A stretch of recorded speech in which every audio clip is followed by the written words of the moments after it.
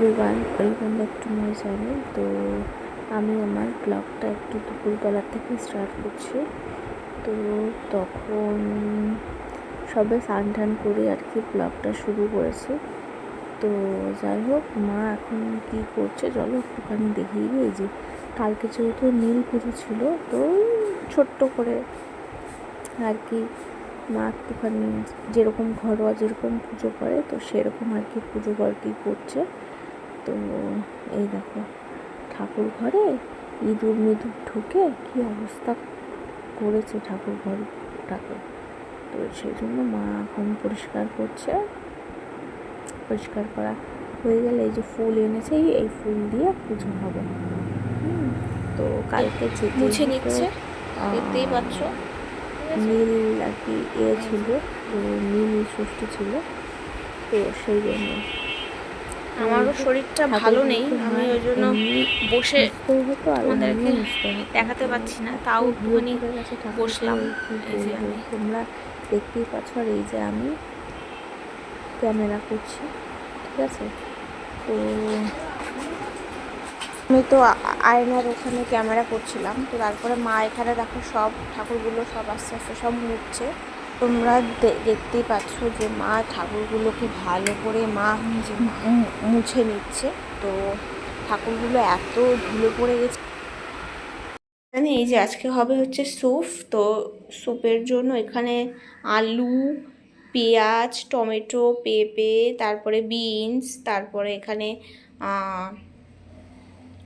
পেঁয়াজ ফেয়াজ এগুলো সব কেটে ধুয়ে জলের মধ্যে ভিজিয়ে রেখে দিয়েছে। আর দুটো টমেটো আছে, আর গাজর আছে, ঠিক আছে।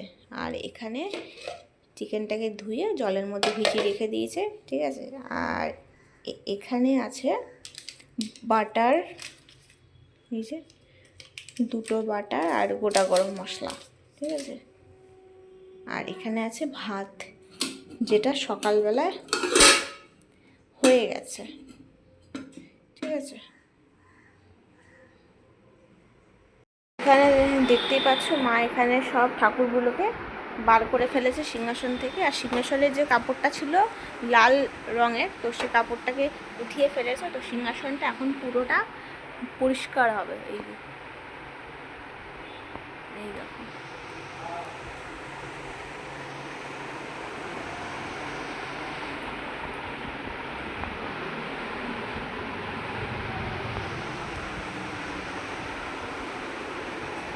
এই যে মা এখন বাজে 2:05। এই সবে স্নান ফান করে এই যে বাটা দিল, দেখতেই পাচ্ছ, ঠিক আছে। এই ঠাকুরগুলো সব সাইজ করে রেখে দিয়েছে মা ভালো করে। এই যে উপর থেকে সাজিয়ে দেখো,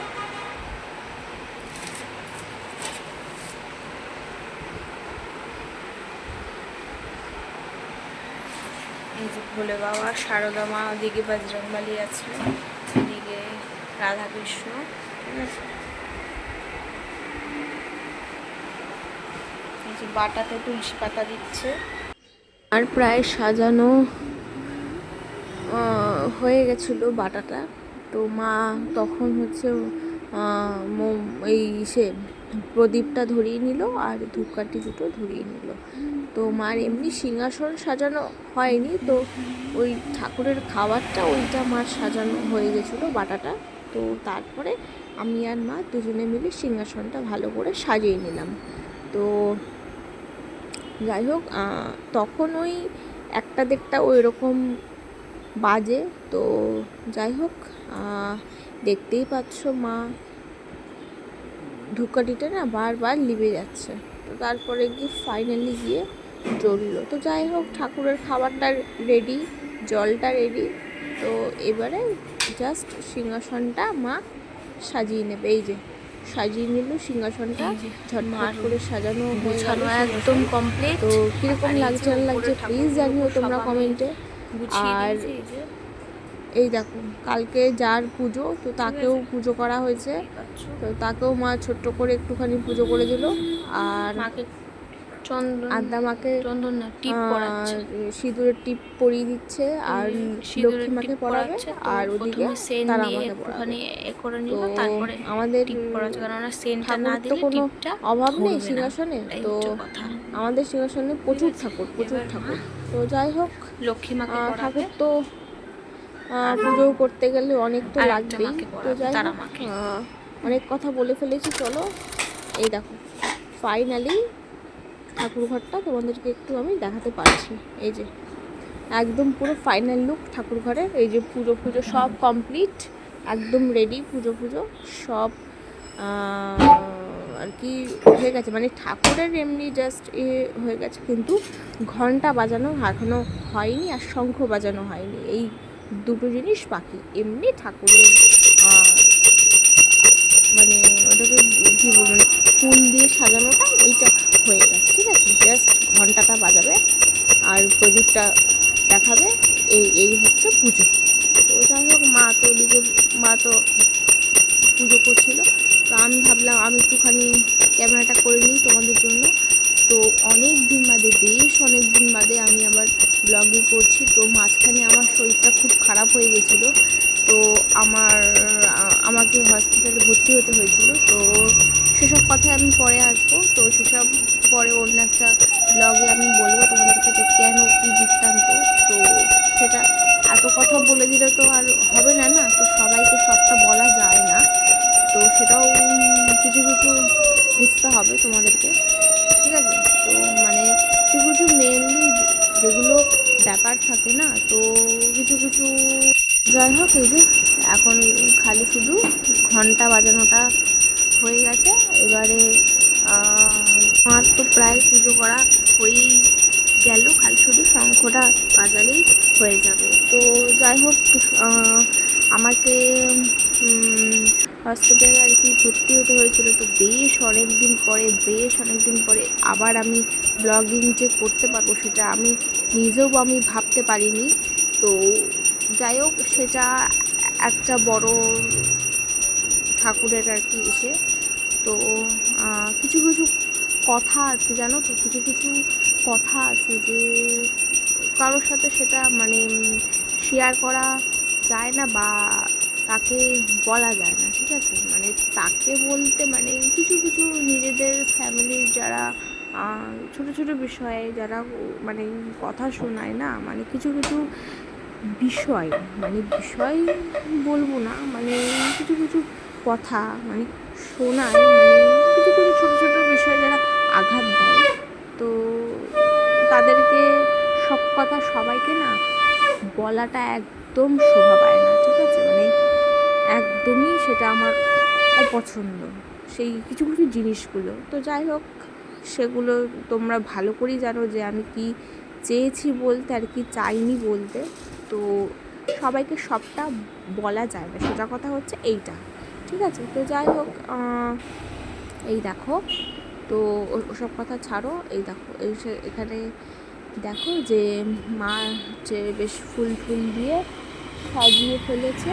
তো দেখতেই পাচ্ছ, এই যে আদ্যা মাকে বেশ সিঁদুরের টিপটিপ করিয়েছে, এই যে যোগু দাদা।